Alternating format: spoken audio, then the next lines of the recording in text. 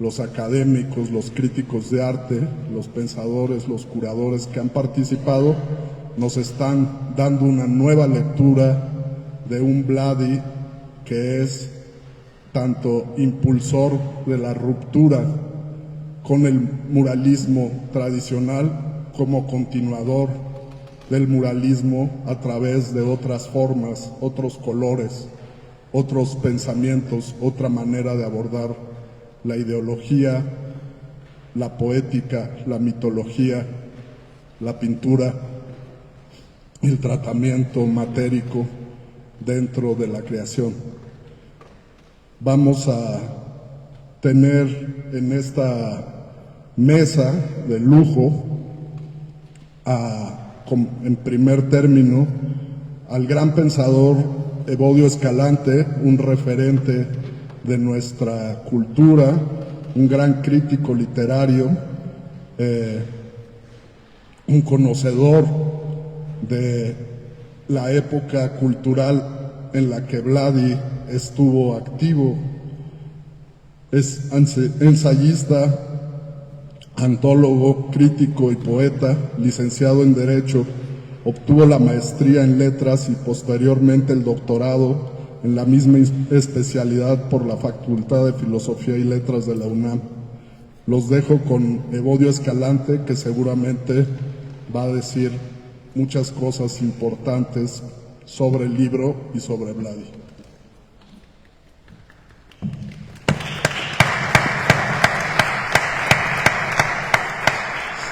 Buenas tardes a todos. Antes que nada, pues quiero felicitar a Eduardo Vázquez por haber acogido esta extraordinaria exposición de Vladi en los espacios de San Ildefonso, y también, por supuesto, a la Universidad de la Ciudad de México por haber preparado este extraordinario catálogo en torno de la obra de Vladi. Titulé mi texto, al que daré lectura, Entre Marx y Moisés, el camino de Vladi. Un pintor que solamente pinta no es un pintor.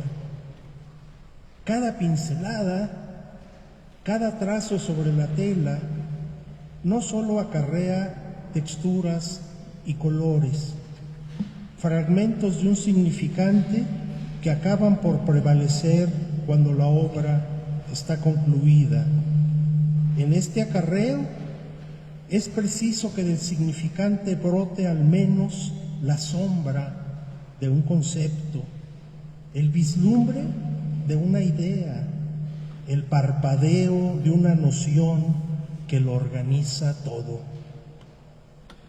La estrella polar que de modo obsesivo guía la voluntad del pintor y el dibujante Vladi es la de la revolución, pero no la revolución tal y como solemos entenderla en los manuales de historia, sobre todo los que toman como ejemplo de ello a la Revolución Francesa de 1789, que representa el triunfo en el mundo de lo que podríamos llamar la racionalidad histórica, y que hizo exclamar a Hegel, por cierto, cuando vio entrar en Jena a Napoleón, la famosa frase: he visto el espíritu del mundo cabalgar a caballo.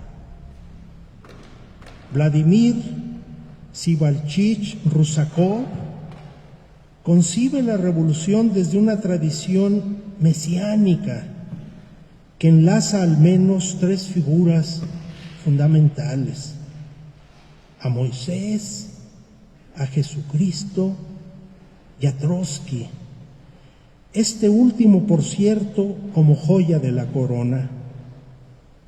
Se alude con ello a un pensamiento mítico y a la vez salvífico que arraiga en la tradición y que está obligado a oponerse a la racionalidad pragmática que prevalece en la historia del mundo.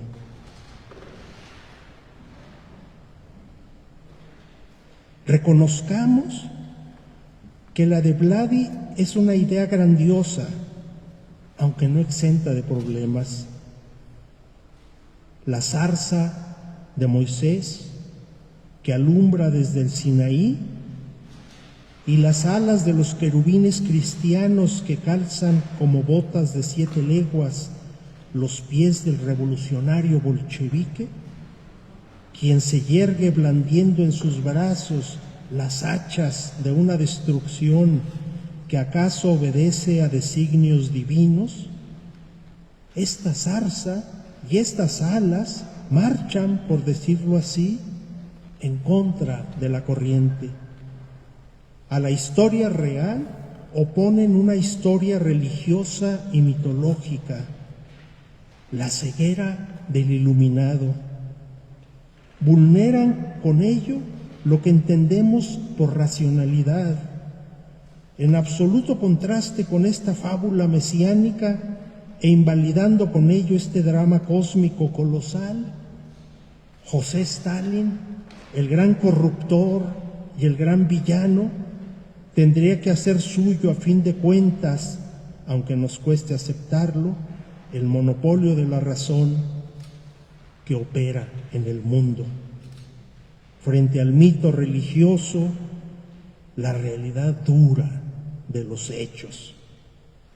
Aludo, por supuesto, a un acontecimiento traumático de algún modo irrebasable y que impacta para siempre al artista. El piolet que se clava en el cráneo del exdirigente bolchevique representa la eficacia de un plan racional, tramado y operado desde el Kremlin.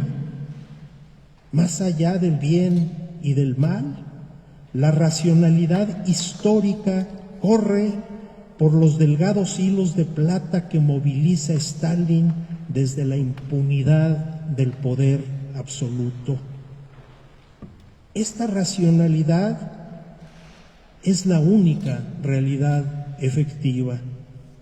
Trotsky, podemos decirlo así, muere asesinado en su exilio mexicano para que el carro de la historia pueda continuar su carrera. Víctor Serge y Vladi, su hijo pintor, están obligados a revolverse contra este principio de actuación social, porque con Trotsky no solo muere Trotsky, mueren también con él la idea de una oposición histórica al estalinismo, y muere igual la idea gloriosa de la revolución permanente. El sueño de la orfandad produce monstruos.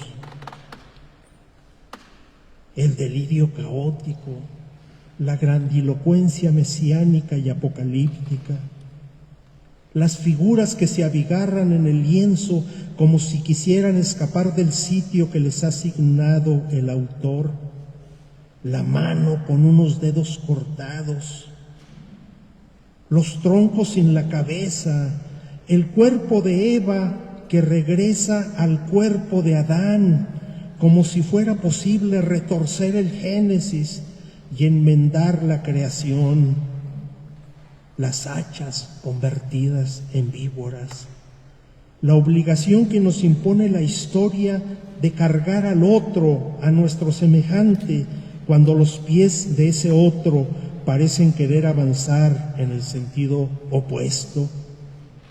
La teratología como compañera ubicua, el terror y la muerte, todo ello sirve para corroborar el hundimiento, la zozobra. El artista enferma de historia y nos hace partícipes de su drama. La insistencia como conquista. Vladi logra una suerte de síntesis, empeñado en dibujar y pintar el instante traumático del piolet que penetra a traición en el cráneo de Trotsky.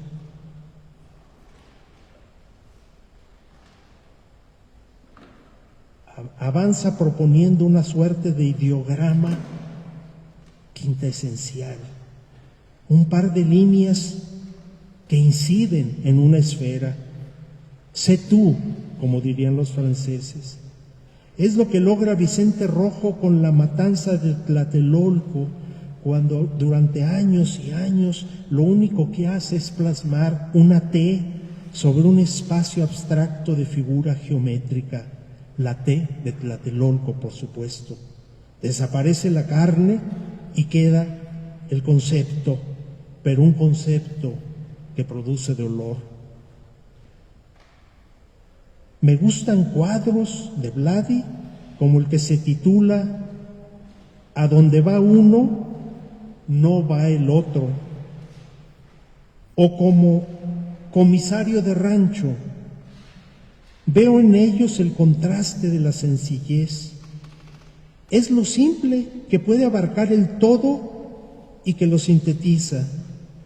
Este último cuadro, Comisario de rancho, resulta de modo particular, cuando menos para mí, escalofriante.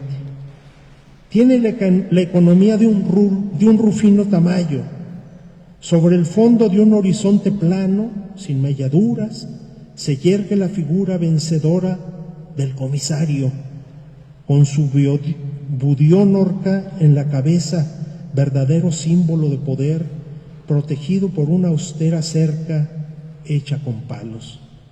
Sobre la punta de uno de estos maderos, como un escueto indicio, un hacha enterrada. Hay otras muchas piezas notables, por supuesto. El autorretrato como vidente es uno de ellos, o el óleo titulado Autorretrato, de una simplicidad que atenúa lo monstruoso. Lo que se nos muestra es el tronco de un hombre al que le falta la cabeza, pero esta cabeza está sostenida, como si no pasara nada, por las manos laxas de este tronco que la resguardan a la altura del vientre. Por lo demás, la cabeza tiene los ojos despiertos y desde ahí nos escruta. Un Vladi impertérrito, puesto que se ha autorretratado, atestigua que lo miramos con su cabeza cortada y que pasamos de largo, como si no pasara nada. La obra cumbre de Vladi, sin duda, es el llamado tríptico trotskiano, con cuadros de gran formato que resumen a la vez la experiencia y el anhelo nunca abandonado de esa revolución mesiánica que está obligada a ser una revolución total.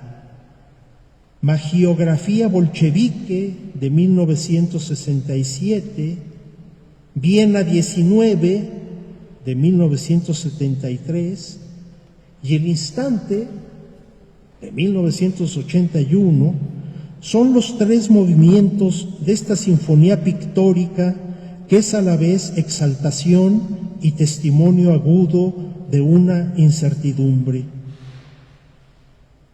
¿Incertidumbre frente a la revolución? Sí, por supuesto. La primera pieza es el documento afirmativo. El cuadro lo preside la figura de Trotsky en sus momentos de gloria.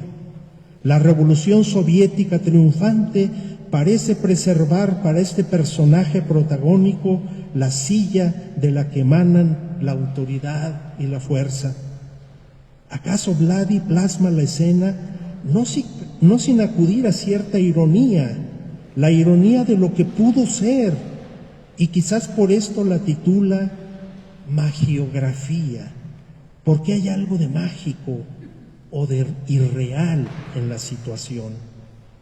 Las maquinaciones de Stalin, como se sabe, lo destierran primero y luego lo mandan al exilio.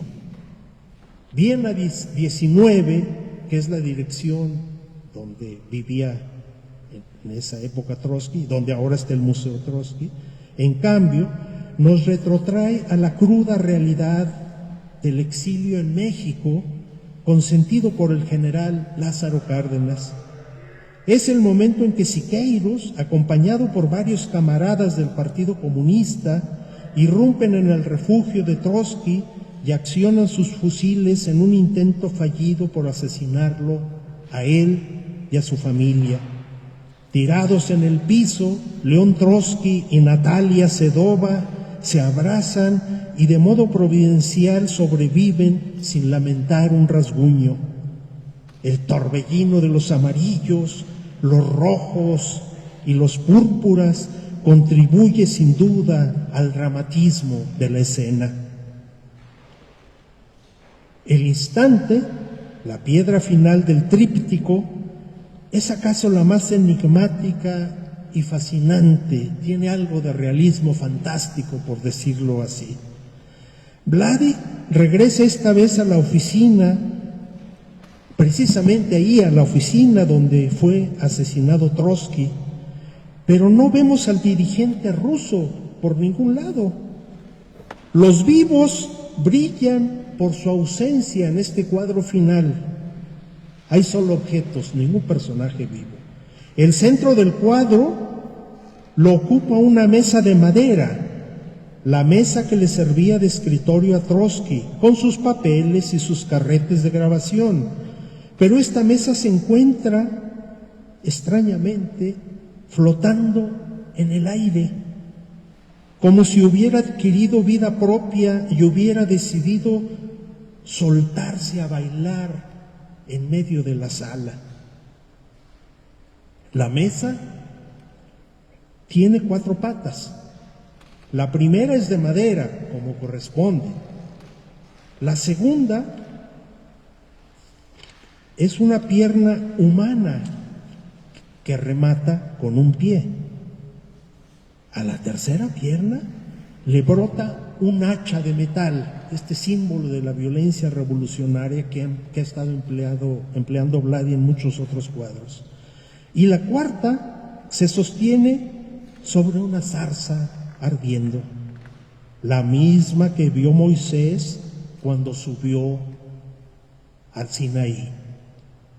Sobre la esquina superior izquierda, 2 objetos flotantes más, un libro abierto a la mitad y las suelas de los zapatos que pertenecieron a Victor Serge, el padre del pintor, con las suelas agujereadas. Aquí hay algo inquietante que puede servir como una primera clave. Serge, a quien no vemos, en dado caso, estaría de cabeza y solo serían visibles sus zapatos humildes de revolucionario que ha trotado mucho por la Ciudad de México. La clave para mí es la del mundo invertido, pues este mundo en el que moramos y padecemos es el mundo al revés. Los justos mueren, los villanos están en el trono. Dentro del inventario de lo extraño o de lo fantástico está no solo que la mesa se encuentra volando en medio de la sala, sino que de inmediato sabemos que esto se debe a su peculiar constitución. Una de sus piernas culmina con un pie humano, capaz de bailar y de caminar aquí, en este mundo. Las otras 2 evocan la violencia revolucionaria simbolizada por el hacha, así como el carácter mesiánico de la revolución en la que cree Vladi, la zarza del profeta y el legislador Moisés. Esta combinación, si ustedes quieren, estrambótica de lo humano y lo sobrehumano, por supuesto, enloquece literalmente a la mesa y la pone a bailar. Termino con esta explicación. Me sospecho, empero, que hay otra clave secreta en este inquietante cuadro deshumanizado. Es como si Vladi pensara que la revolución, el verdadero tema de toda o de casi toda su pintura, habrá de producirse solo por una intervención divina, ajena del todo a la posible participación de los hombres en ella. La revolución, de tal suerte, aparece como una entelequia, como un autómata siniestro que nos convoca al mismo tiempo que logra prescindir de nosotros, de modo que nos desecha. La revolución, así concebida, encaja de modo perfecto con la descripción que propone Karl Marx de la mercancía en el primer tomo del Capital. Estoy seguro que Vladi conocía este pasaje que dice así, cito a Marx: la mesa sigue siendo madera, una cosa ordinaria, sensible, pero no bien entra en escena como mercancía, se transmuta en cosa sensorialmente suprasensible. No solo se mantiene tiesa, apoyando sus patas en el suelo, sino que se pone de cabeza frente a todas las demás mercancías, y de su testa de palo brotan quimeras mucho más caprichosas que si, por libre determinación, se lanzara a bailar. Se cierra la cita. A fin de cuentas, permítanme agregar, sospecho que Vladi no hace en esta pintura sino poner en escena y volver significativas unas líneas de Marx. Gracias.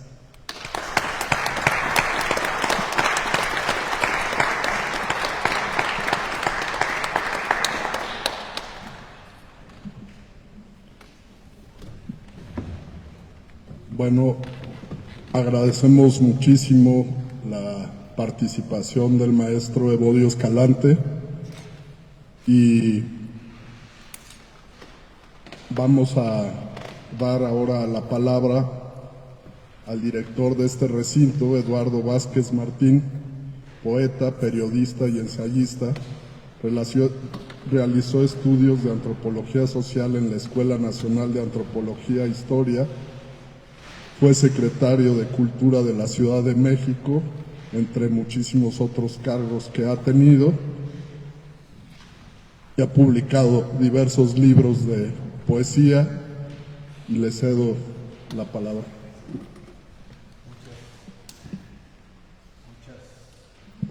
Sí, ahí está. Muchas gracias, Fernando. Es un placer estar aquí para presentar este extraordinario libro de Silvia Vázquez y de Claudio Albertani. Estaba programado que estuviera moderando esta mesa José Ángel Leiva, que aquí se encuentra. Seguramente todas las vicisitudes que pasamos todos para llegar hoy aquí, que bueno, hoy quizás fue un poquito más radical, pero es todos los días así. Llegar a San Ildefonso es una odisea de una u otra manera. Así que pues felicidades a todos los que lograron arribar, atravesaron las fronteras que la ciudad fue imponiéndoles, los obstáculos, y lograron llegar aquí. Espero que al cerrar este primer ejercicio se incorpore a la conversación también, como todos ustedes, José Ángel Leiva, que es editor de este libro. También nos acompaña Fernando Félix. Hola, Fernando, bienvenido. Es el director de difusión cultural de la Universidad Autónoma de la Ciudad de México y fundador del Centro Vladi, de manera que su conocimiento sobre el tema es también muy profundo. Yo, después de este texto extraordinario de Bodio,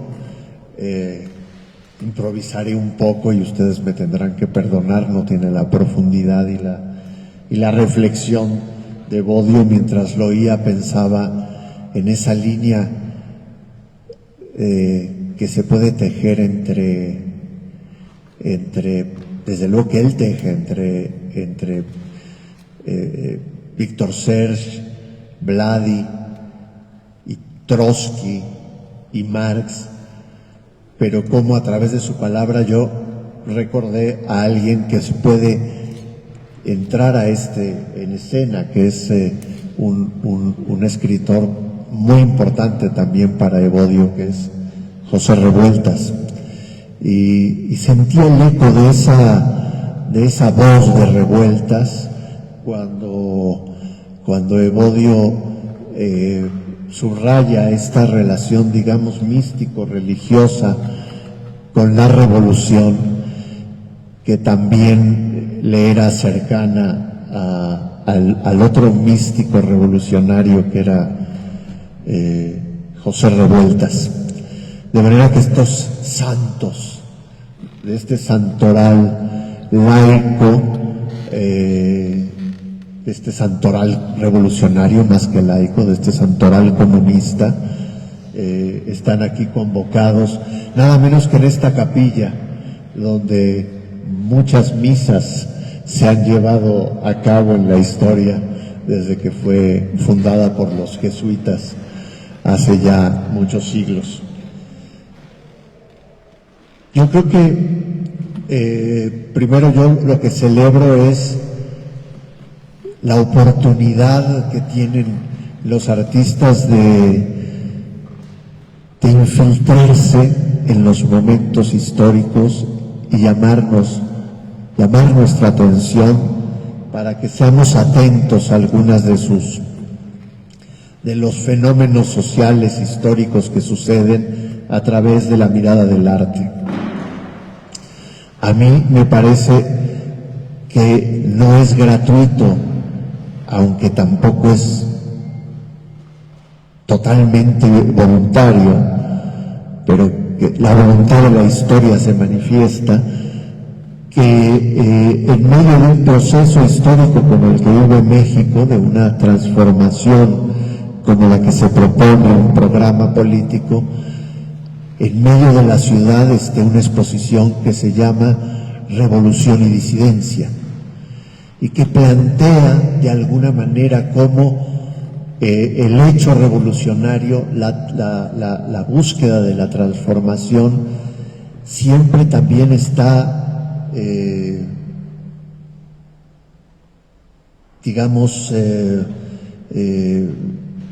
presidida por una dialéctica donde se combaten los ángeles y los demonios, los herejes y los contrarrevolucionarios, los herejes que se transforman no en aquellos que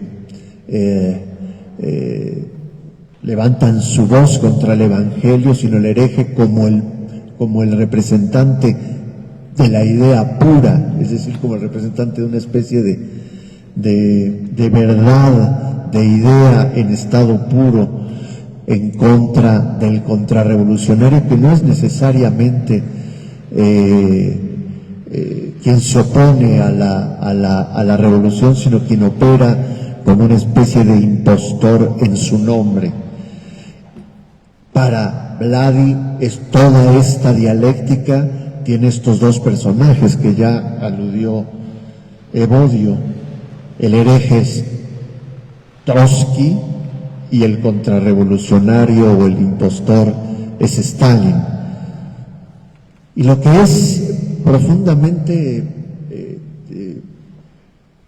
conmovedor de la obra de Vladi es que esto que pueden ser personajes históricos adquieren justamente una dimensión mitológica y por lo tanto trascienden su condición precisa en la historia para transformarse en grandes metáforas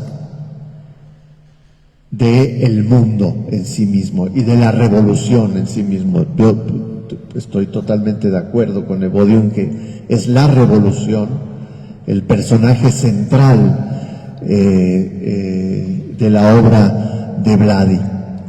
Y la revolución, en el caso del texto que firman Silvia y Claudio, lo llevan a una idea que lo ligan a un cierto pensamiento libertario o anarquista en el que se refieren a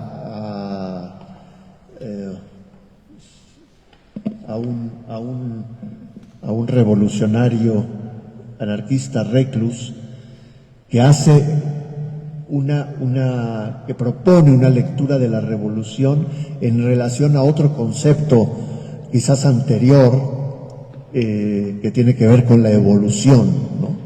Y cómo revolución y evolución son, digamos, elementos que se complementan, pero también se combaten, porque de alguna manera en esta idea evolucionista, digamos, ¿no?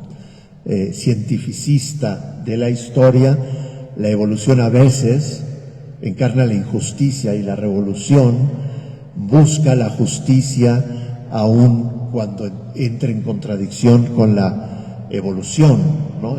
Esto hay muchos momentos históricos, los trabajadores destruyendo las máquinas en medio de la revolución industrial, donde la evolución entra en contradicción con la justicia y genera un hecho histórico como ese.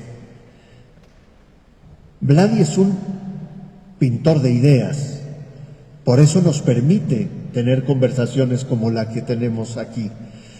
Él empieza el texto de este extraordinario trabajo citando unas palabras de Vladi donde dice: ya no cabe pintar sin reflexión previa. Una idea que escribió al final de su vida, nos dicen los autores. Es decir, que la pintura de Vladi está inscrita en la historia de las ideas y nos sirve para conversar sobre la historia de las ideas. Otra cosa que pone en el centro este catálogo y que esta exposición muestra también claramente es esta idea que citan del escritor Leonardo da Jandra, el autor de los Huatulqueños y de otros textos portentosos, que usa justamente la palabra portentosa en esta cita, ¿no? Un portentoso despliegue iconológico. Es decir, ver a Vladi como eso, como lo he estado leyendo hace unos minutos, Evodio Escalante, como esa invitación que nos hace a leerlo, a entenderlo como una iconología que está a veces desde el barroquismo sobreabundantemente poblada de símbolos y que nos está invitando a revisar, a profundizar, a conocer, a pasar por mil veladuras hasta entender esa enorme complejidad de símbolos que lo habitan. Dicen los autores: cuando nos acercamos a la obra de Vladi, lo primero que observamos es que muestra profundas raíces rusas y al mismo tiempo tiene poco que ver con las vanguardias soviéticas de la primera mitad del siglo XX. Esto me parece como un señalamiento muy, muy oportuno, es decir, es la revolución rusa, pero no vista desde el constructivismo y desde el futurismo ruso, sino desde el muralismo mexicano, quizás, ¿no? Y por eso su presencia en San Ildefonso es tan significativa y ahí sí puedo decir que hay una una búsqueda consciente de parte de todos los que nos involucramos en esta exposición de poner a Vladi hoy aquí, es decir, a 100 años del muralismo, colocar a Vladi a discutir de tú a tú, de igual a igual, con aquellos artistas con los que, ya lo decía Fernando Gálvez, rompe y al mismo tiempo da continuidad. Es imposible no citar aquella frase tan discutida de Octavio Paz de la tradición de la ruptura. Es decir, en este ejercicio de Vladi, que es desde luego parte de la generación de la ruptura y que abraza muchas de esas ideas, también es posible ver de manera inmediata cómo es también una forma de continuidad con esa gran transformación y quizás primera ruptura que fue el muralismo. Pero es un muralismo, efectivamente, vuelvo a referirme a Fernando, que retoma el muralismo, pero también lo transforma radicalmente.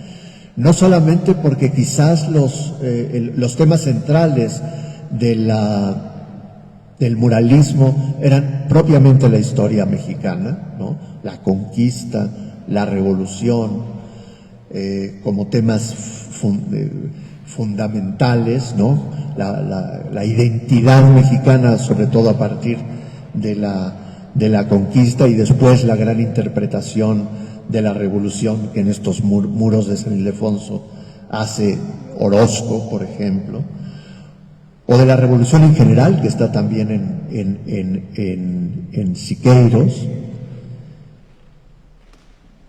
Pero finalmente, aunque Diego pasó por el trotskismo de una manera extraña, fundamentalmente en Siqueiros y en Rivera hay una visión, digamos, de Estado e incluso poder decir estalinista de la historia de la revolución. Entonces la irrupción de Vladi es la irrupción de los herejes, de esa oposición de izquierda a la revolución oficial, a la revolución estalinista, a la revolución soviética en el poder. De manera que establece un vínculo con los muralistas, pero otra vez también rompe con ellos. Y quizás con imágenes tan profundas, pues como esta que tenemos aquí, ¿no? Esos dos hermanos revolucionarios que se asesinan mutuamente, o aquellos que en ese frágil equilibrio se matan, ¿no? Yo creo que estas imágenes brutales de Vladi donde nos devuelven a la condición de la revolución, ¿no?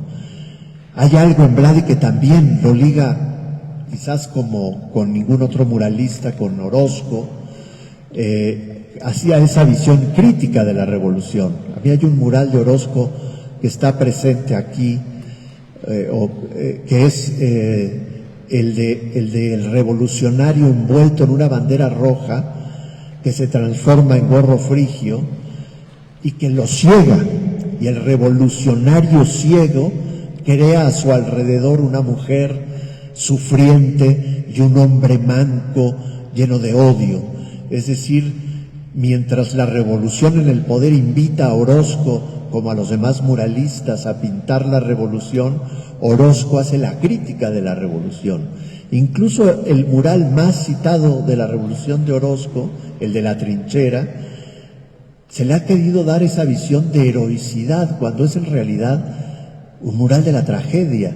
Las guerras civiles las pierden todos, esa es la naturaleza. La guerra entre hermanos es siempre una guerra en donde la derrota es compartida, y esa trinchera de Orozco es la de un hombre que vence a otro, el hombre con la canana que vence a otro, y otro más que se tira al suelo doliente. Es decir, no deja de ser una síntesis del dolor. Y Vladi lleva ese dolor que vio Orozco en la Revolución Mexicana.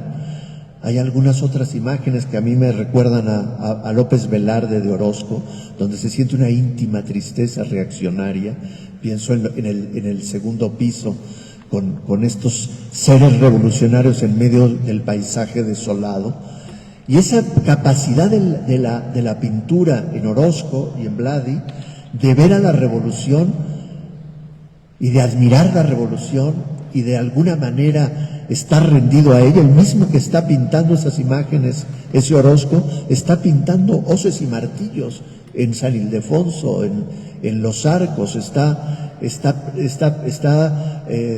pintando, digamos, la heroicidad revolucionaria y pintando también el espíritu de la revolución. Yo digo que no sé si ahorita quizás yo pienso que Revueltas fue en parte eso también, capaz de cantar o de contar la épica revolucionaria desde una visión trágica y de entender que la revolución es en sí mismo una tragedia. El libro tiene como portada este ser extraordinario con manos de hacha y pies de ángel, que vuela sobre el mundo, que es la revolución y su enorme violencia. Revolución y violencia, violencia revolucionaria. Aquí está la inocencia terrorista, una muchacha hermosa, una muchacha bella en plenitud de su juventud, de su utopía, armada con una pistola y asesinada a su vez por su propio espíritu revolucionario. Es una mártir y es una amenaza, es una mujer armada.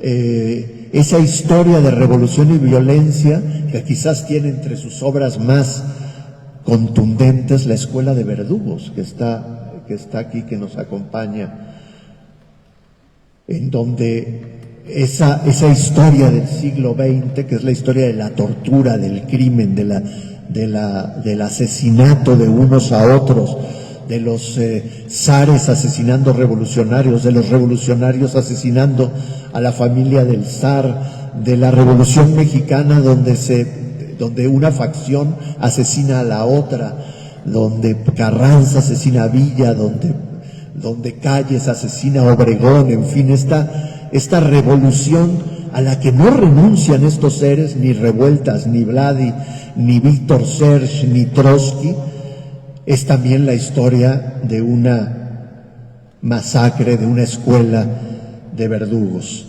No terminaremos de entender y más que de entender, de sacarle enormes conocimientos y sabiduría a esta exposición, a esta obra, la obra de Vladi, más que a esta exposición, a Vladi.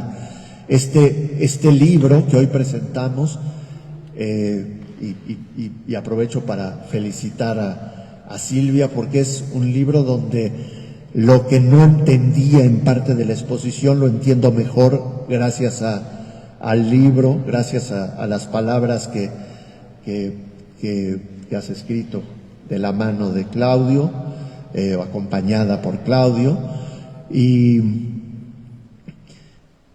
algo que me parece que es importante y que insiste mucho también Fernando es en verlo en términos de pintura. Ahorita que pensábamos, hablábamos de esta capacidad de síntesis, el círculo y la T volteada que son la cabeza de Trotsky y el piolet,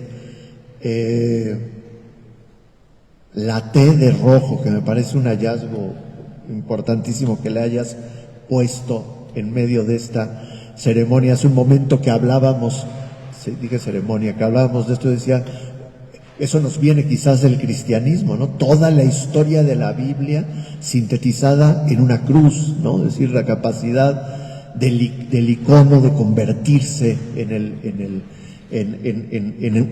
un objeto significante.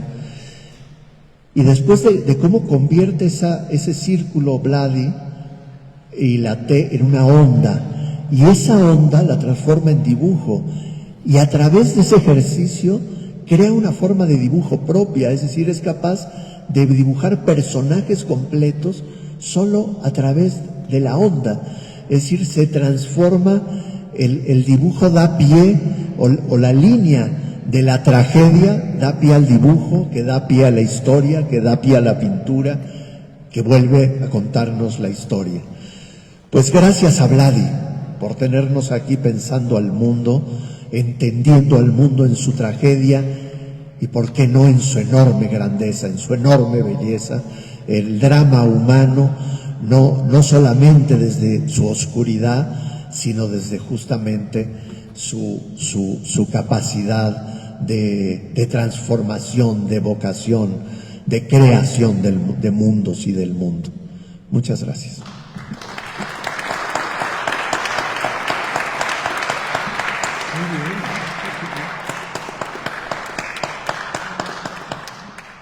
Decía Leonardo da Vinci.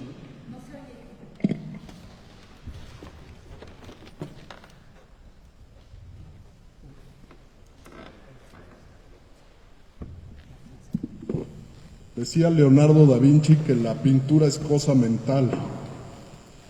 Desde entonces, los verdaderos pintores piensan a través de formas, colores y líneas, expresan ideas, conceptos, articulan filosofía, ideología, mitología, incluso religión durante mucho tiempo. Y como bien decimos, Vladi está sentado en el gran coloquio de la pintura y por lo tanto todos esos simbolismos que han recorrido los cuadros, los dibujos, los grabados a lo largo de la historia de las artes plásticas forman parte de sus herramientas visuales, de sus interlocutores y de sus propuestas para resignificar desde la pintura su vida propia, ¿no? Que es la vida de la revolución, porque fue hijo de la revolución rusa, hijo de la mente, la persona y el tiempo de Víctor Serge, que es pues quizá el revolucionario anarquista más emblemático que tengamos en la historia. Cuando llega a México también conoce de otros actores, y hoy, a 3 días de los 100 años de la muerte de Ricardo Flores Magón, me permito recordarlo como uno de los pensadores más empáticos con la personalidad de Víctor Serge y con el pensamiento que hace de la obra de Vladi una constante inconformidad. El título de la exposición que se realizó en el Centro Vladi y de la cual este libro es un catálogo, Vladi, Demonios Revolucionarios, nos trae a la mente la obra prodigiosa de otro gran escritor ruso, que es Dostoyevski. Los demonios de Dostoyevski son, sin lugar a dudas, el símil más importante con la obra pictórica o la discusión de Vladi con la revolución. Esa admiración de situar casi en un plano místico las ideas libertarias, las utopías, la igualdad entre los hombres, el mundo como un espacio que es un Edén por recuperarse por parte de la sociedad humana, y al mismo tiempo la putrefacción gradual del hombre conforme va accediendo o haciéndose del poder. Esa es la grave crítica de Dostoyevski y esa es la sistemática forma de reflexión a lo largo de los años del pintor Vladi. Si yo insisto muchísimo en la pintura, es porque Vladi mismo siempre dice: ¿qué sería de mi voz y mi pensamiento si no lo articulara yo por medio de una pincelada poderosa, de un dominio absoluto de mi técnica, si no pudiera yo transformar mi dibujo en algo capaz de sacudir a quien está viendo mi libreta, mi cuadro, mi esbozo? Esa capacidad de Vladi a lo largo de los años, que además pues obviamente se va potenciando conforme él va madurando su estilo y se da cuenta al llegar a México, intentar sumarse al movimiento muralista y ser censurado por pintar una imagen de Stalin en la horca en un cuadro destruido o en un fresco destruido por haber hecho la osadía de criticar al dictador ruso. Ese cisma que vive el joven Vladi le hace ver, por un lado, que tiene primero que ganarse el estatus de pintor, el estatus de artista, para que su voz sea respetada. A pesar de ello, a lo largo de los años, sufrió otras censuras. Este mismo cuadro que está aquí, los cuadros que hizo por encargo de gobernación en torno a la revolución, pues fueron censurados por que el régimen revolucionario institucional le pedía que pintara eso, su idea de una revolución que no terminaba, que continuaba desde el poder, articulando las ideas que se levantaron en armas con el pueblo de México. Y obviamente Vladi hace una crítica frontal a esa revolución ya putrefacta en un momento en que además estaba iniciando la revolución zapatista en el sureste mexicano, o neozapatista. Entonces se da cuenta que ni siquiera siendo ya Vladi, habiendo pintado los murales de la Biblioteca Lerdo de Tejada, habiendo sido el iniciador de la ruptura, el descubridor de José Luis Cuevas y el impulsor de muchos de los nombres que dominaron la escena pictórica de la segunda mitad del siglo XX mexicano, la censura lo dejaba. El régimen ya estaba en un estado de decadencia dictatorial, que si bien ya no destruyó, porque hubiese sido un escándalo, sí tapó la imagen, sí guardó de la mirada del público y del pensamiento del pueblo de México esos murales. Voy a cederle la palabra a Silvia Vázquez Solsona, que orgullosamente es colaboradora, investigadora del Centro Vladi, que lo ha sido intermitentemente durante muchos años, que ha aportado muchísimo desde sus tesis de licenciatura, maestría, y que está a punto de concluir ya también su tesis doctoral, todas en torno a Vladi, y que por ello es quizá, junto con Jean-Guy Renz, la mayor especialista en la obra de Vladi. Muchas de las ideas, de los pensamientos, de las propuestas vertidas en estas tesis y también en el catálogo que hoy presentamos, desarrolladas por Silvia, propuestas por Silvia, también aparecen en esta exposición, aunque no se le haya dado el crédito correspondiente. Y por ello creo que es justo escucharla, que nos aclare cómo ha ido articulando su estudio en torno a la obra bladiana, y creo que todos vamos a aprender mucho de sus palabras. Gracias. Muy buenas noches a todas y a todos. Para mí es un honor maravilloso poder estar aquí con esta obra maravillosa, espectacular al fondo y con la Escuela de los Verdugos. Bueno, escuchándolos pensaba que a Vladi le encantaría pensar que esto es una especie de liturgia revolucionaria, ¿no? Es como un espacio que fue transformado y que actualmente tenemos a la imagen del poder necio como un altar.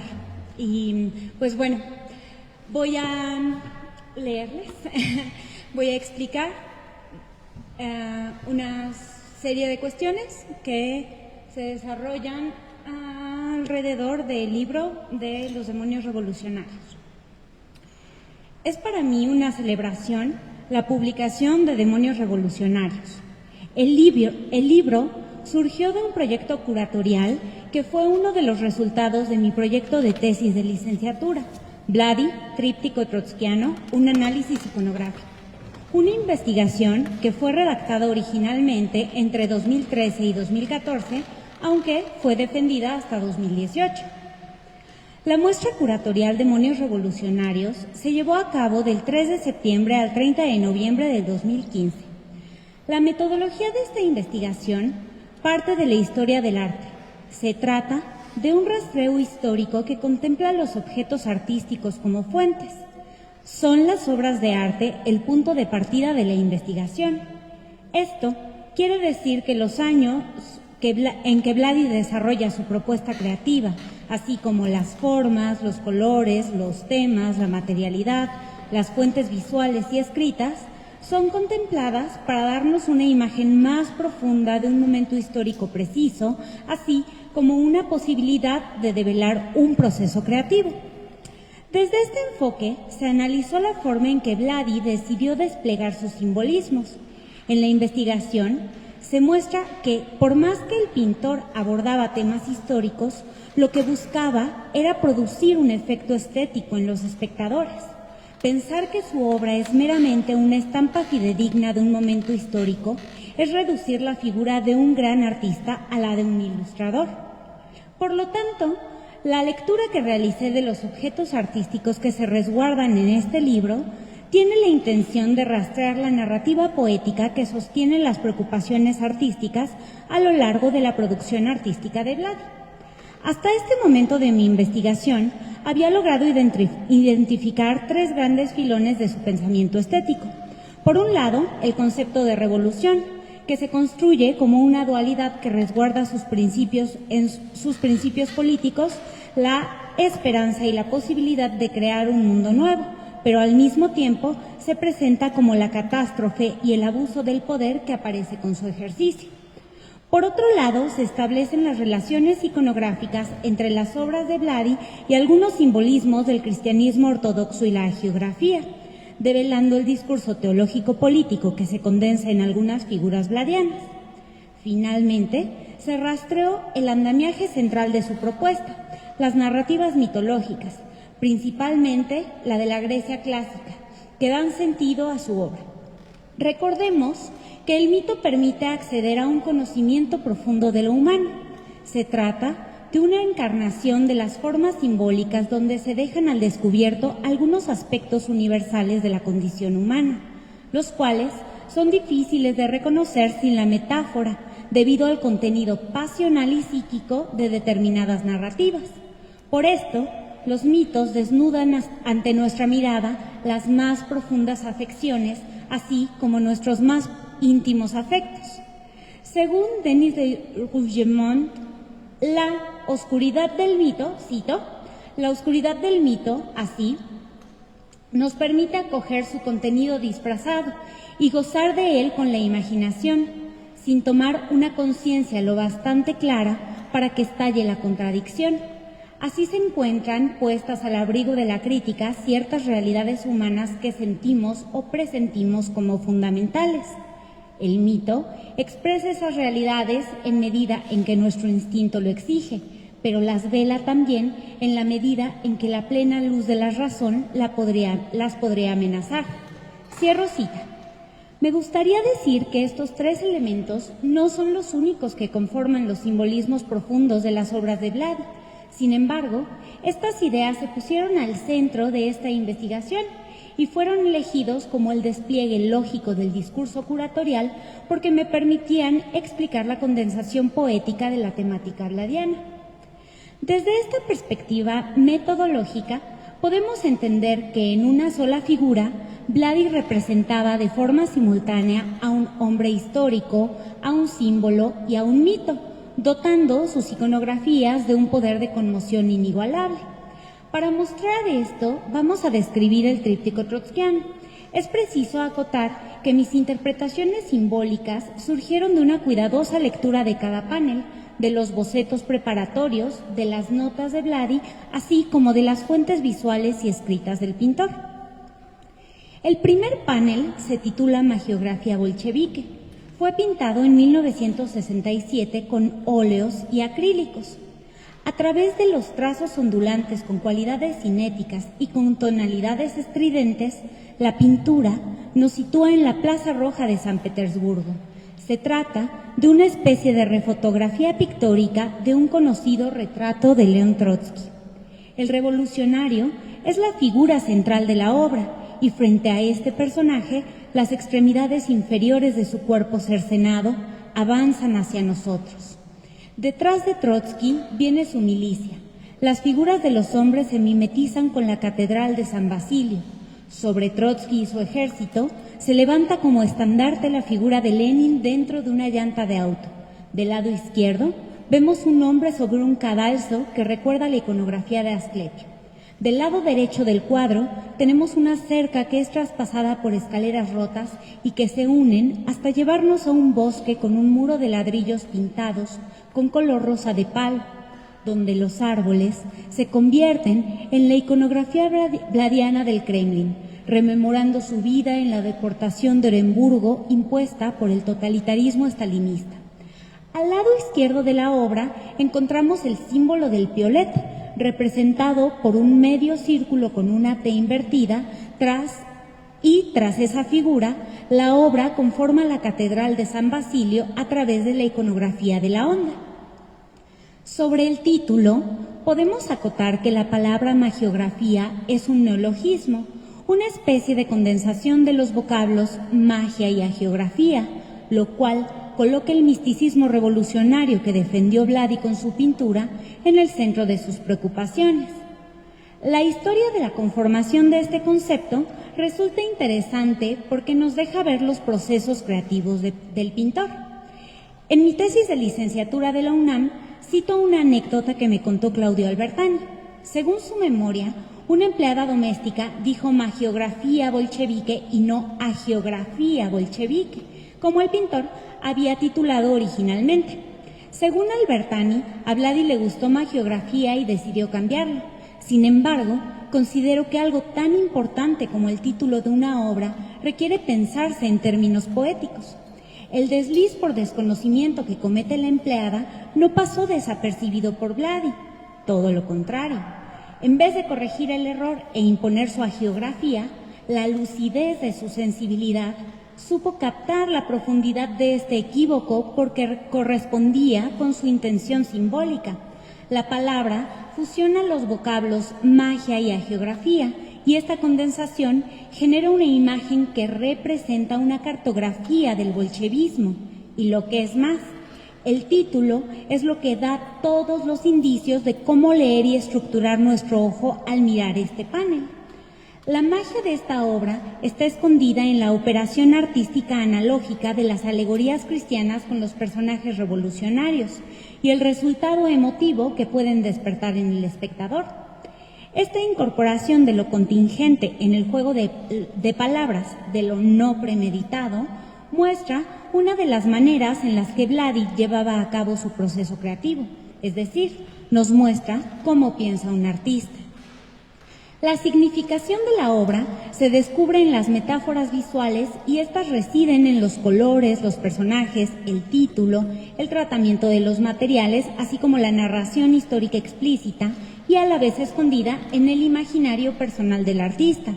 En conclusión general, podemos apreciar que la magiografía bolchevique, Trotsky atraviesa la Plaza Roja junto con su milicia y Vladi lo retrata como un héroe militar, quien victorioso y lleno de contradicciones se dirige hacia su derrota con el espíritu inquebrantable. El segundo panel del tríptico, La Casa, también conocida como Viena 19, está fechado en 1973. Esta obra es con la que podemos identificar los cambios en la materialidad pictórica de Vladi. Me atrevo a asegurar que esta obra es la que abre su experimentación con la técnica veneciana bajo la intención de dar perenidad al discurso iconográfico sobre la heroicidad de Trotsky. La obra nos sitúa en la biblioteca de la última residencia del líder del Ejército Rojo. El objetivo que tiene este lienzo dentro de la saga es mostrar a Trotsky como la figura del mártir y del profeta, aunque también tiene una lectura psicoanalítica que relaciona a Trotsky con el lugar del padre, donde no debemos pasar por alto que el artista pintaba al mismo tiempo la capilla freudiana. Viena 19 está dividida en 3 momentos. El primer momento narrativo equipara a Trotsky con el fantasma del rey Hamlet. El fantasma clama por venganza. Es importante hacer notar que en la cabeza del fantasma de Trotsky se encuentra la iconografía de la Honda, aludiendo a su asesinato por el golpe de piolet que Ramón Mercader atesta en la cabeza de Trotsky con un piolet el 20 de agosto de 1940. En el segundo momento narrativo, León Trotsky yace en el piso abrazado por su esposa Natalia Sedova. Podemos suponer que es una alusión al momento posterior al que recibe el golpe de muerte. Con la gestualidad de este abrazo amoroso de Natalia, Vladi convierte a Trotsky en Cristo a través del modelo iconográfico de la piedad. Finalmente, de la cabeza del revolucionario sale un río de sangre multicolor desbordándose por el piso de la habitación. La sangre del Redentor revolucionario nos lleva a la tercera narrativa de la obra. Aquí está representada una procesión de caballos, camellos, revolucionarios mexicanos y elefantes. Estos personajes simbolizan los movimientos políticos de liberación y la violencia que la transformación de la historia exige de estos.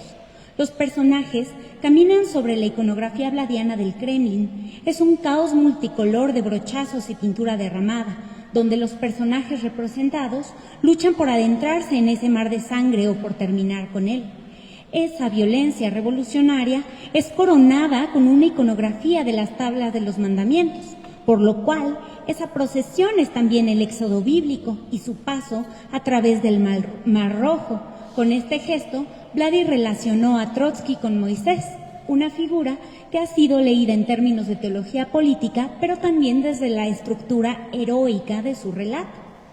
Como una respuesta a la afirmación que realizó Claudio Albertani la semana pasada de que este lienzo no se trata del golpe de Piolet, sino del ataque fallido de Siqueiros, me gustaría mostrar este boceto para Viena 19, el cual forma parte de la investigación publicada en el libro Demonios Revolucionarios. Aquí podemos ver en el cuadrante superior derecho el golpe de Piolet, a la izquierda el abrazo amoroso entre Natalia y Trotsky tras el ataque, y un mar de sangre que brota de su cabeza y que nos lleva hacia la escena del decálogo de Moisés. En esta versión, Vladi insertó un autorretrato, donde él mismo observa toda la escena. Por otro lado, me gustaría apelar a la memoria histórica de los presentes, quienes recordaremos que el atentado fallido de asesinato fue en el dormitorio y no en la biblioteca. Como podemos apreciar, este panel da un lugar estelar al golpe de Piolet como el símbolo de la catástrofe de la era revolucionaria y también del siglo XX. Es una metáfora del triunfo de la contrarrevolución encumbrada a través de este crimen sanguinario. El tercer y último de los paneles del tríptico trotskiano es el instante. Está fechado en 1981. La obra fue pintada con una técnica veneciana ya perfeccionada a lo largo de sus años de experimentación pictórica. Hay un fondo de color gris y las luces salen del cuadro con maestría. En esta obra seguimos en la biblioteca de la casa de Trotsky en Coyoacán. La mirada del espectador esta vez se sitúa detrás de la mesa de trabajo. Es el momento exacto del golpe de piolet, como si viéramos con los mismísimos ojos de León Trotsky su destino. La imagen central es la mesa de la biblioteca flotando con un patrón de movimiento circular en esa habitación. Cada pata de la mesa tiene una representación simbólica, un hacha como símbolo de la violencia, una pata que se quema con el fuego del zarzal bíblico de Moisés. Otra de las patas está representada por una pierna y un pie humanos, y la otra es una pata normal, cruda como la realidad. Al lado derecho de la imagen tenemos un librero, y detrás de este sale una figura monstruosa de 3 mandíbulas y 3 sombreros de copa. Es el Calibán de Shakespeare. Tras esta figura monstruosa, vemos la puerta abierta a la habitación contigua. Aquí sí podemos apreciar las huellas de las ametralladoras del ataque de Siqueiros, que se ven en el dormitorio de Trotsky y que son violentas huellas históricas que se conservan hasta nuestros días en esa casa museo. Al lado superior izquierdo de la mesa encontramos un libro negro con hojas pintadas en color blanco de mármol, de las cuales salen unos zapatos agujerados. Ese libro sobrevuela la imagen como un ave y es una representación iconográfica del padre de Vlad, el revolucionario y literato Víctor Serge. Aquí, Trotsky fue representado como un héroe clásico, tras el instante en que el piolet penetra su cabeza. La escena se desvanece en una imagen onírica y en la parte superior de la imagen sobrevuela una barca que al mismo tiempo parece un ave fénix. Esta balsa avanza hacia una especie de templo griego que lo dirige a su heroica inmortalidad. Finalmente, toda la obra es atravesada por un relámpago que anuncia en el destello luminoso de un instante el preciso momento en el que Trotsky trasciende su historia personal y se posa como el gran héroe trágico del siglo XX.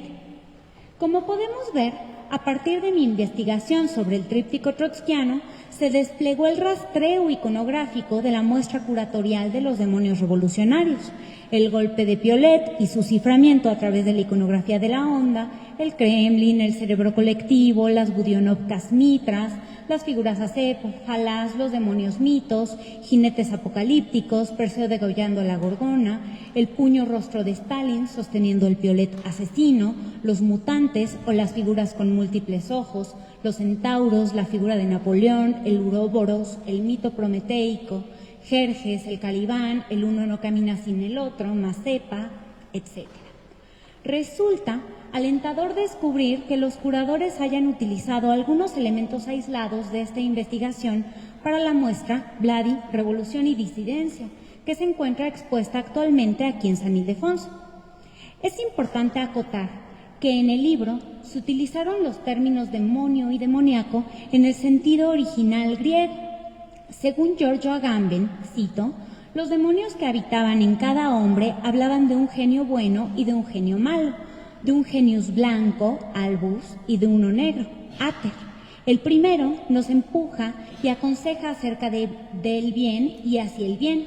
El segundo nos corrompe y nos inclina al mal. Cierro cita.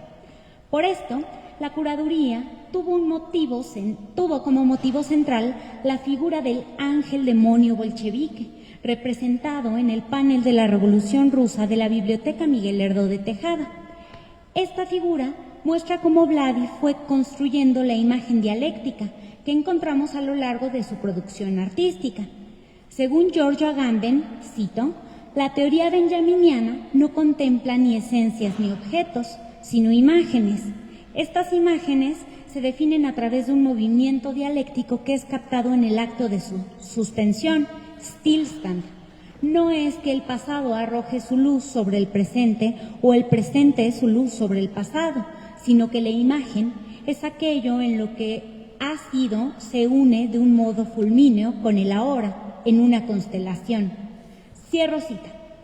Los demonios que resguarda este libro en ocasiones son los revolucionarios heroicos y vencidos, que con su sacrificio reivindican a la humanidad. En otros casos, las figuras demoníacas son simples demonios que representan la sinrazón y la demencia del poder. Mientras que las figuras angélicas a veces son arquetipos del bien, en otras ocasiones estos ángeles tienen tintes luciferinos y bajo el cobijo del poema del paraíso perdido de Milton aparecen bajo la forma disidente del ángel caído. Esta contradicción sostiene su discurso visual y es lo que permite resolver dialécticamente el conflicto teológico, mitológico y político que agita la mirada al observar el universo plástico de Vladi. Considero preciso acotar que este libro no es como tal un catálogo de exposición, ya que muchas de las obras seleccionadas no fueron expuestas. Por ejemplo, el tríptico trotskiano, el mural de la Biblioteca Miguel Lerdo de Tejada y un sinfín de bocetos que se encuentran dentro de una misma libreta. Esta hermosa publicación expone la investigación que me permitió mostrar algunas de estas piezas en el Centro Vladi. Es el despliegue teórico que muestra cómo comencé a clasificar los motivos iconográficos y explicar los sentidos condensados que estas figuras tienen en la narrativa simbólica de Vladi. Cabe mencionar que este fue el inicio también de una ampliación de los criterios de catalogación que existían hasta entonces en el Centro Vladi. Ya acotado lo anterior, me gustaría resaltar que la estructura del libro corresponde a los bloques de la exposición. El primer bloque fue la catástrofe y la creación de un lenguaje propio, que aborda las iconografías del Piolet y de la Onda. El segundo bloque fue el cerebro colectivo, que estudia dicha iconografía, así como los atributos que se portan sobre la cabeza, como la mitra religiosa y la budionovka, activando la narrativa teológico-político de la obra de Vladi.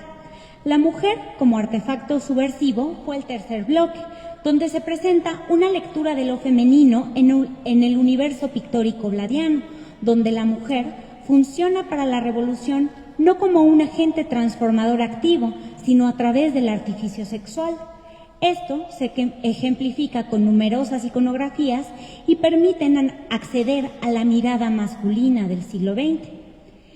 El cuarto bloque fueron los demonios revolucionarios, que se centró en el análisis de las iconografías mencionadas anteriormente.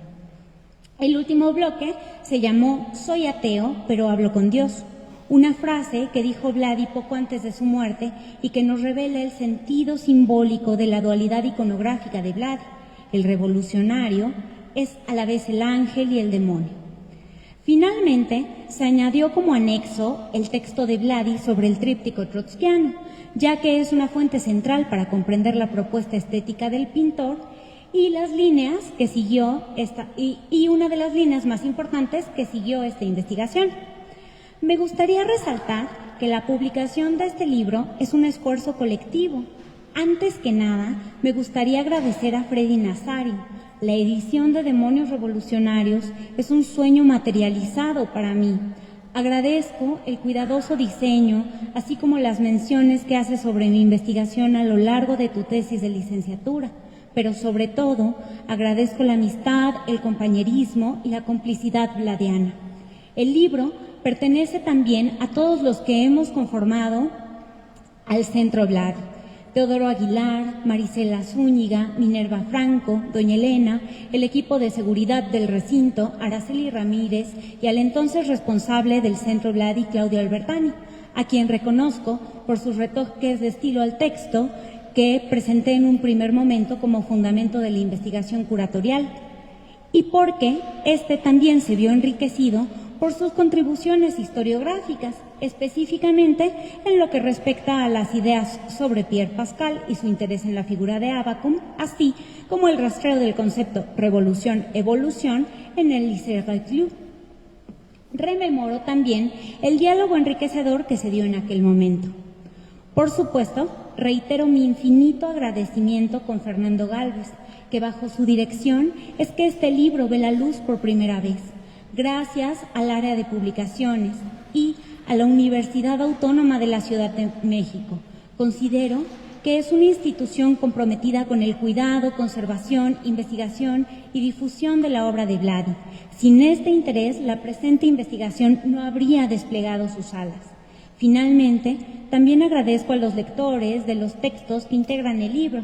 En primer lugar, a Jean Guillain, cuya afilada mirada, sensibilidad iconográfica y su compromiso con la obra de Vladi se han convertido en una guía que se entreteje con mi propia sensibilidad. Gracias infinitas al recientemente fallecido poeta David Huerta y a Fernando Ciramitaro. Gracias también a mis tutores de doctorado, quienes me han ayudado a ampliar mi mirada y mi sensibilidad. Yareli Haidar, Renato González, que a su vez fue director de mi tesis de licenciatura sobre el tríptico trotskiano, Nora Pérez, Cuitláhuac Moreno y Jean Guillain. Este libro también es suyo y es para ustedes. A mi padre, siempre presente, y a Tonatiuh, mi compañero. Esta publicación la dedico a la memoria de Vladi, con la esperanza de que esta investigación reactive su poética cifrada y que despierte el interés de muchos investigadores más. Gracias, Vladi, por revelar con tus obras los símbolos míticos, teológicos y estéticos que sostienen al pasado histórico.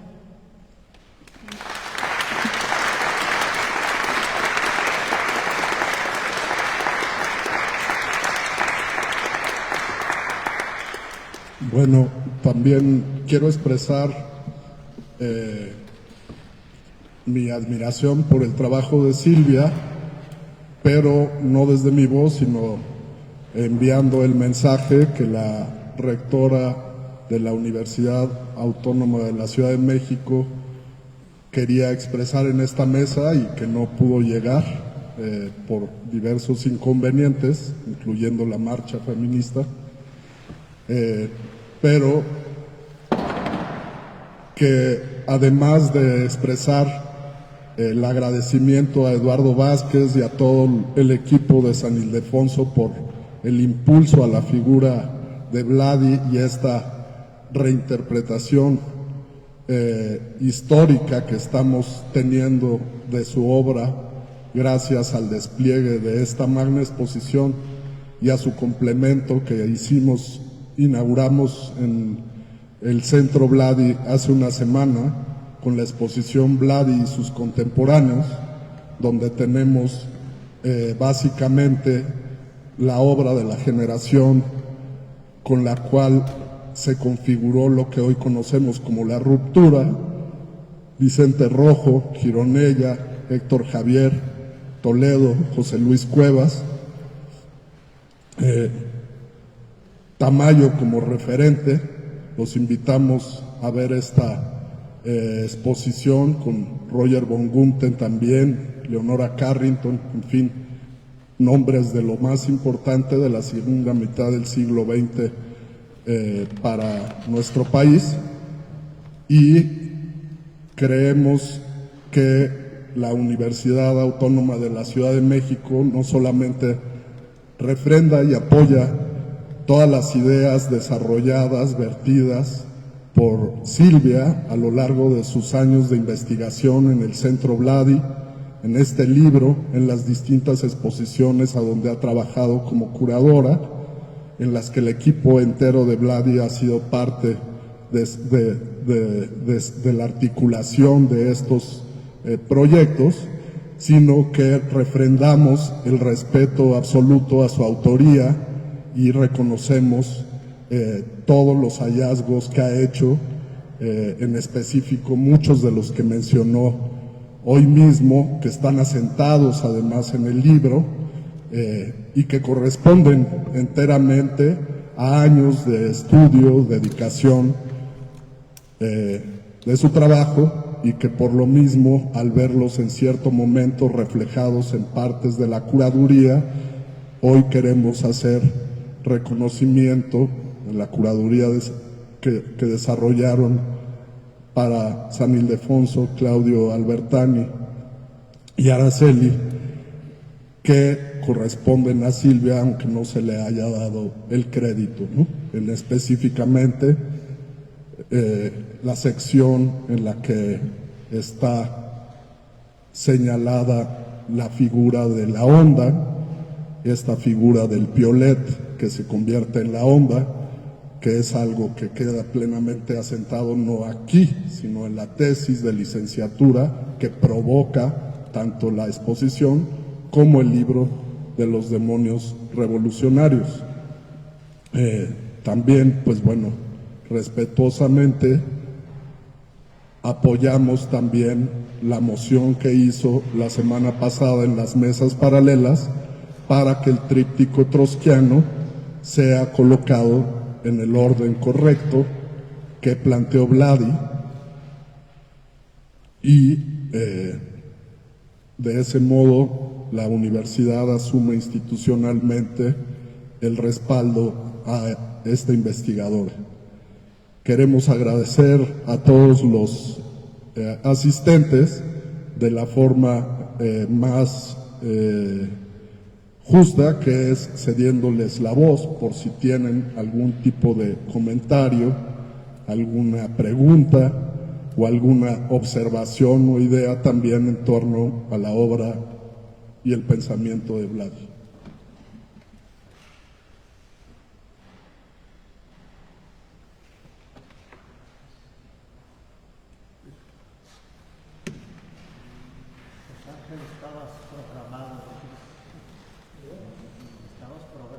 Para participar en la mesa, así que estás un poco obligado.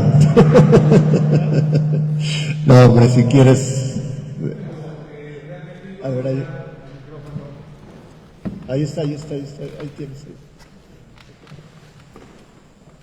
Sí, la idea era, oye, moderar la mesa, pero bueno, yo aprovecho para decir que tuve la fortuna de tratar a Vladi en sus últimos años. Colaboró con nosotros en la revista Alforja, en un número que dedicamos a la poesía rusa. Esa poesía rusa que me parece también que son los demonios revolucionarios, los demonios perseguidos por Stalin y por un régimen que no soportaba justamente un pensamiento subversivo en esencia. Y creo que Vladi lo destacaba mucho, que todo artista es un revolucionario por definición. Yo creo que él lo era y de alguna manera también pues representaba esa herencia del padre de Víctor Cés, un revolucionario hasta las últimas consecuencias, un revolucionario con una lucidez extraordinaria y que nos deja un ejemplo ético y también estético, porque finalmente a su propio hijo le exigía que tuviera esa congruencia con su oficio, ¿no? Por ahí hay alguna anécdota donde Vladi realiza un dibujo y se siente ya el gran artista y el padre le dice: tú no eres un dibujante, ¿no? Tú estás en un proceso de realización y de construcción como artista. Yo creo que todas estas enseñanzas son muy interesantes. A mí me tocó finalmente también elaborar una crónica de un libro que se publicó en el Fondo de Cultura Económica y que es una de las crónicas más elogiadas por los lectores, porque fue una crónica muy difícil para construir el pensamiento de Vladi, ¿no? Él, así como en el dibujo, él ya hablaba de un dibujo peristáltico, que a mí parece que la peristalsis está en su propia personalidad, en la manera como él conversaba, que mientras conversaba dibujaba permanentemente, estaba llenando cualquier hoja y que al mismo tiempo estaba lanzando ideas que provocaban y que a mí me parecía justamente ese concepto fisiológico que es la peristalsis y que se daba en su trabajo artístico. Pero también la inconformidad, el malestar en sus últimos años con México. Un país que él decía, un país de locos, ¿no? Un país que no tiene un sentido. Y entonces él hablaba de ese enojo también con México, que creo que ese enojo lo hemos compartido muchos, que tenemos una idea de transformación del país. Para mí, Vladi en ese sentido pues fue un ejemplo de una inteligencia convulsiva, de una inteligencia que disparaba y que uno parecía que era algo atomizado, pero que después uno podía reconstruir todos estos conceptos, todas estas ideas y que lo puede uno ver también en su obra artística, ¿no? Quiero nada más decir que el libro, que no estaba pensado para hacer un catálogo de la exposición, como bien lo dice Silvia, me parece que es un azar concurrente, como ya lo decía también este gran poeta cubano, que este azar concurrente hace que tanto el libro, Les ama Lima, perdón, este libro como la exposición nos muestran la grandeza de Vladi, y que si uno viera la obra tal como se podía ver en su taller, no podría distinguir lo que hoy yo por lo menos veo en el libro y lo que me permite también ver la exposición. Estas cumbres estéticas de Vladi y también su pensamiento revolucionario, que si bien él era un revolucionario en el sentido político, me parece que era un revolucionario ante todo como artista. Él era para mí un verdadero artista, y ustedes creo que han hecho un magnífico trabajo. Destacar también que este libro, cuando yo llegué a la universidad, era un libro que ya venía encaminado, que Andrea Gálvez lo había comenzado a trabajar. A mí me toca desarrollarlo y llevarlo al final, pero también se nos atravesó una pandemia y también entiendo que la exposición tuvo que ser pospuesta. El libro fue pospuesto, pero creo que desembocaron felizmente en esto que hoy podemos admirar, y que yo a todos les digo, vengan a ver esta exposición que es extraordinaria y que nos muestra realmente los valores de Vladi, tanto en lo ético como en lo estético. Yo creo que nos tenemos que felicitar todos por este trabajo, y les recomiendo mucho el libro. Es un trabajo de investigación y es un trabajo también que hay que decir, la imprenta hizo un trabajo extraordinario, es un trabajo de mucha calidad. Miguel Ángel Navarrete, que es el encargado de la imprenta de la universidad. Y muchas gracias, Eduardo, por esta hospitalidad para presentar este libro. Un gusto, muchas gracias.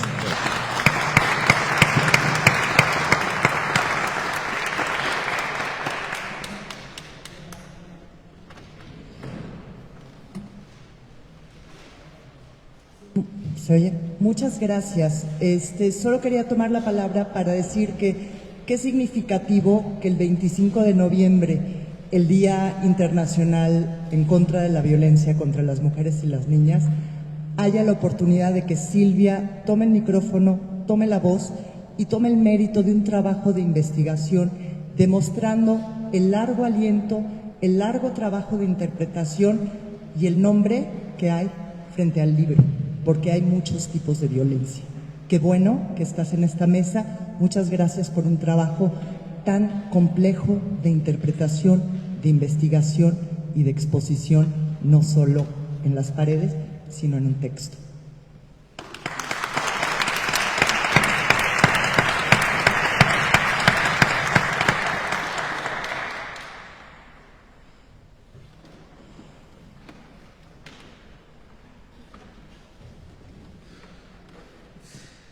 Bueno, yo antes que nada quisiera agradecer a la mesa. Siempre es iluminador escuchar a la gente hablar sobre Vladi, porque efectivamente es un artista muy complejo, y esta complejidad que proviene de su inteligencia, de su persona, solamente puede salir a la luz con el trabajo colectivo. Y creo que es muy importante decir eso.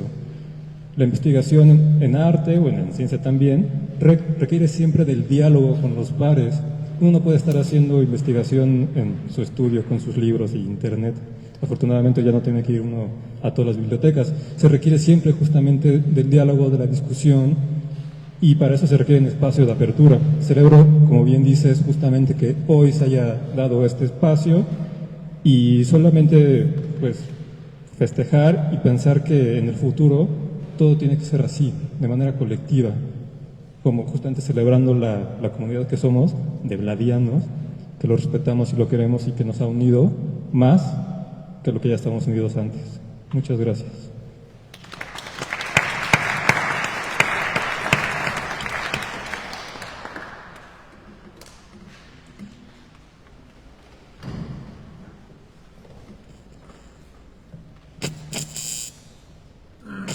Bueno. Pues me pareció una bonita presentación, ¿verdad? Y pues yo tenía una serie de preguntas que quería hacerle a la rectora, pero como no se pudo presentar, pues estas preguntas van para ustedes. ¿Qué consideran, más bien, consideran que es importante esta lectura para los estudiantes de la UACM?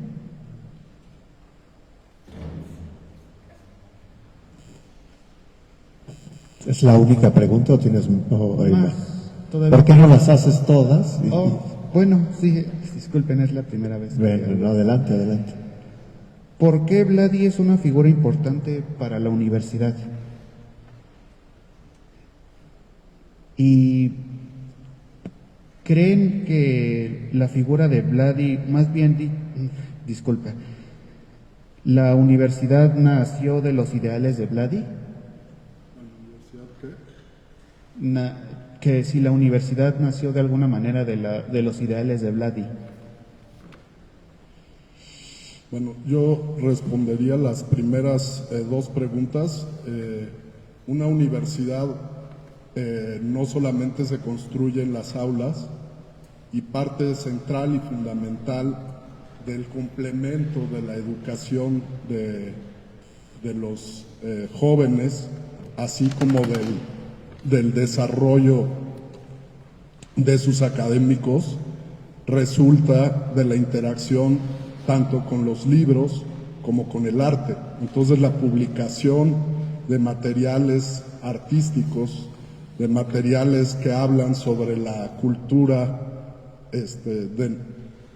de México, de nuestros tiempos y de nuestra historia reciente, siempre son una herramienta valiosa para el crecimiento y el desarrollo de las personas que confluyen en una universidad, ¿no? Pero además son el aporte que hace que la universidad trascienda sus muros y se vincule con la sociedad, aportando también un material artístico, educativo, cultural a su entorno, a la sociedad de su tiempo. Toda gran universidad pues tiene un acompañamiento también de centros dedicados al arte, a la filosofía, a la ciencia, al pensamiento humano, ¿no?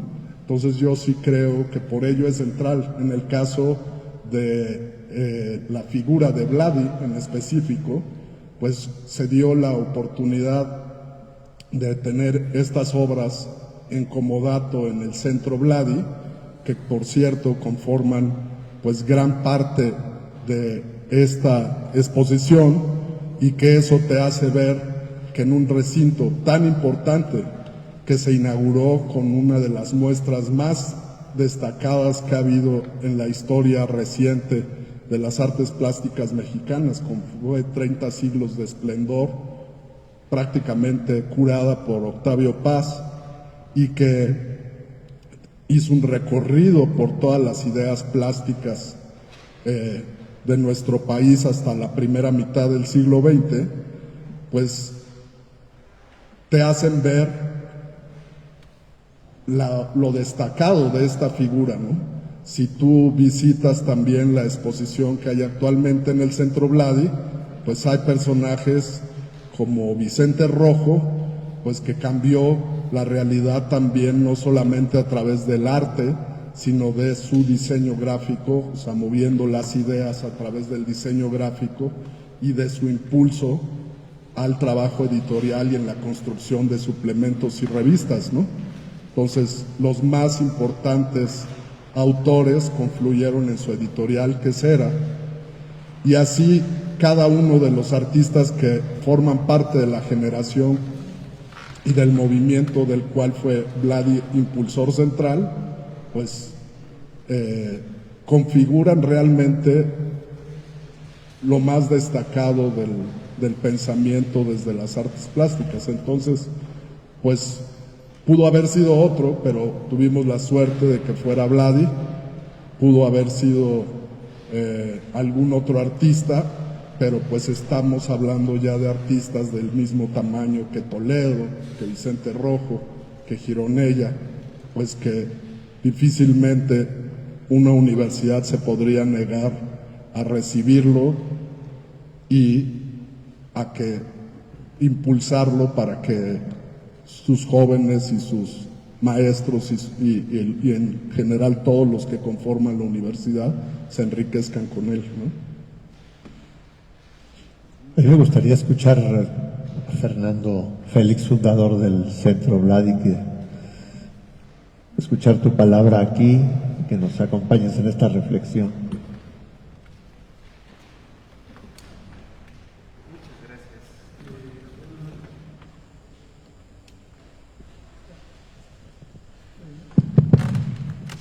Buenas noches, muchas gracias, Eduardo, por habernos acogido en este espacio para esta presentación de este catálogo, también para haber constituido el espacio en donde se ha hecho la exposición más importante de Vladi, yo creo que en realidad creo que ha sido la más importante que se ha hecho en relación con este artista. Un poco para platicar o comentar lo que pregunta el compañero. A mí me parece que una universidad no es un espacio solamente de docencia, sino un espacio donde se desarrolla la cultura, donde se desarrolla la investigación.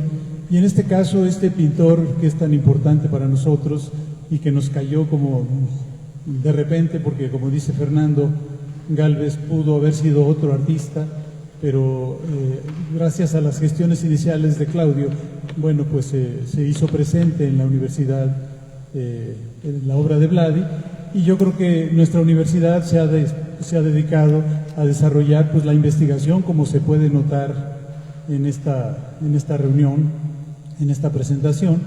La investigación, la conservación, que no se dice mucho, pero que es muy importante, la salvaguarda un poco de la obra de Vladi, que también está presente en nuestros trabajos, y la parte de difusión, que me parece que con esa exposición, como comentaba, yo creo que llega a su nivel más alto, y que se complementa con las actividades y exposiciones que estamos programando en el Centro Vladi. Y una cosa muy importante y que tiene que ver con la obra del pintor o del artista es la cuestión de la experimentación. Nosotros vamos a desarrollar esta parte de la experimentación. El Centro Vladi, de hecho, se llama Espacio de Documentación y Experimentación Museográfica, y creemos que, bueno, el tema o los temas abordados y la manera como los aborda Vladi nos permiten experimentar en términos de museografía.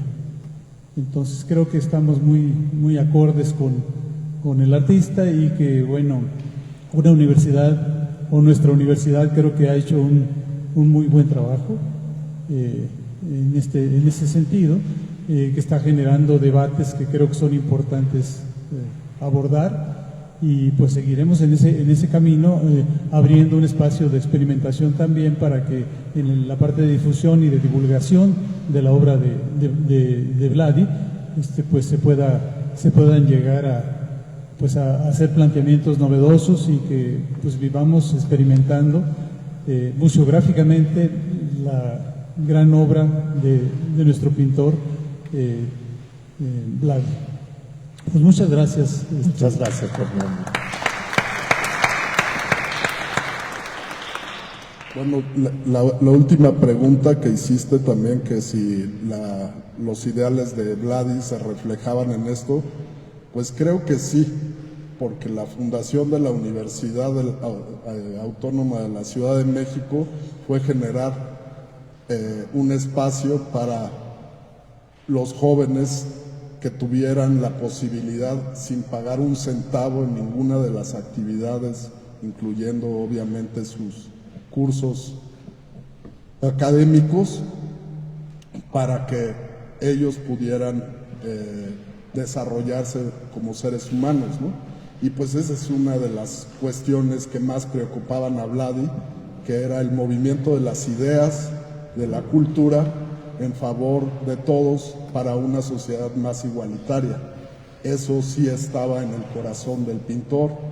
También fui muy amigo de Vladi, lo conocí desde que tenía yo 4 años, lo frecuenté, le hice exposiciones, fue mi asesor en varios proyectos artísticos y siempre había en él ese espíritu de igualdad, ese espíritu de fraternidad que una universidad como la de la Ciudad de México refleja cabalmente, ¿no?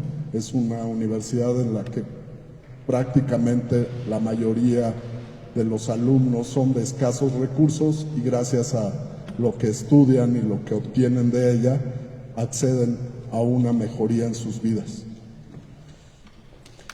Muy bien. Pues como anfitrión me corresponde agradecerles a todos su presencia. De quien no haya visitado la exposición, vengan a verla de martes a domingo de 10 a 5:30 de la tarde.